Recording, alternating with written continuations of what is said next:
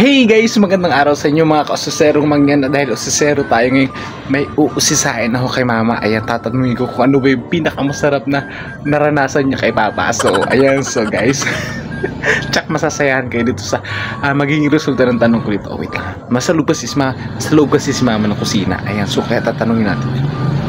Wait lang. Ma! Ano ba? Ma! Ano? May ginagawa ko Ma. rin. Ito naman itong batang to. Matanong ko lang kung ano yung pinakamasarap na naranasan mo kay papa. Ano? Sabihin mo sa akin, ha? Ano ba naman to pinagsasabi ng anak ko na to? Ikaw ba naman? Alam mo, yung bagay na masarap na naranasan ko sa papa mo. Ano nga yun? Nahiya ako magkwento sa'yo, ano. Sige na, kwento mo na. Alam mo ba, nung time na medyo malakas pa yung sipan ng tatay mo. What? Ano mo na sobrang sarap kumain ng papa mo? What? Oh my God! Wow!